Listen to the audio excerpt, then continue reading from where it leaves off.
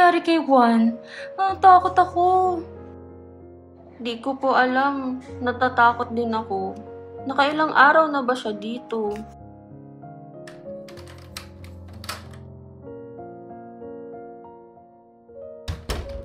Magandang araw po. Kayo po ba ang kamag-anak ni Juan de la Cruz? Ako po si Dr. Cruz, ang naka-assign na trauma physician dito sa ICU.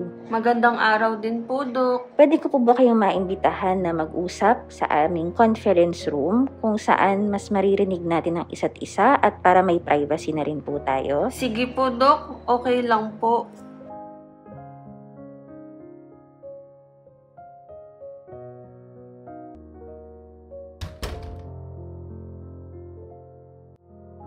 Magandang araw po ulit. Maaari ko po bang malaman ang inyong mga pangalan to address you properly? Ako po si Maria, ang panganay na kapatid. Ako naman po si Claire. Ako po yung pangalawa sa magkakapatid. At bunso po namin si Juan. Pwede ko po malaman ang inyong naiisip sa ngayon?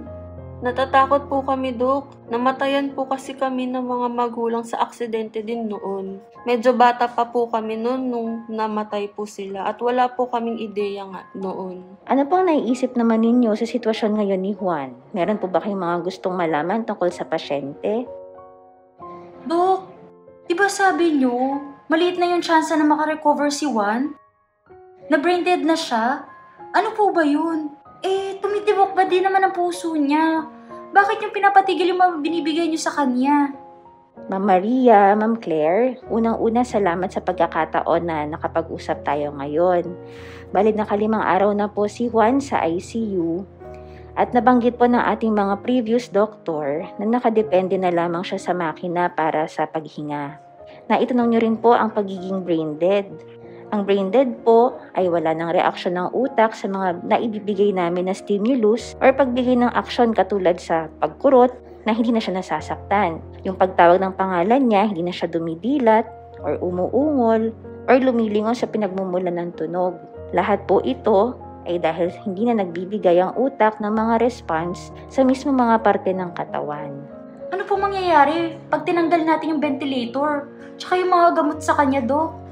Nabanggit po sa inyo kung hanggang kailan ninyo gustong nakakabit ang mga aparato sa kanya. Sa ngayon, ang mga binibigay po natin, kahit yung ventilator, ay hindi nagpapalala, ngunit hindi rin nagpapa-improve ng kanyang kalagayan. Ngunit ito ay hindi rin ayon sa natural course ng kanyang kalagayan. Ang iniisip namin ay maging komportable siya sa kanyang sitwasyon. Kung tatanggalin or itigil man ang mga binibigay sa kanya, ay maaaring di na niya kayanin. Kung kailan po, ay wala kaming masasabi or hindi namin masasabi ang taktang oras or kung gaano katagal. Diyos lamang po ang nakakaalam.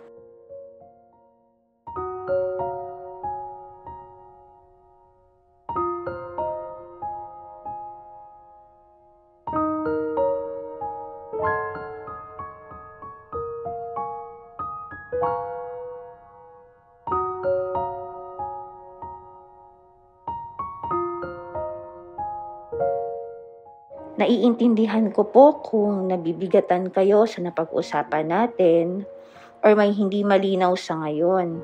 Sa na-share nyo kanina, sa nangyari sa parents ninyo, alam kong bumabalik yung takot, pagkalito, galit, dahil sa nangyayari sa ngayon. Tama po kayo, Dok. Mabigat ngayon. Magulo pa po isip namin ngayon. Pero nagpapasalamat po kami sa inyo.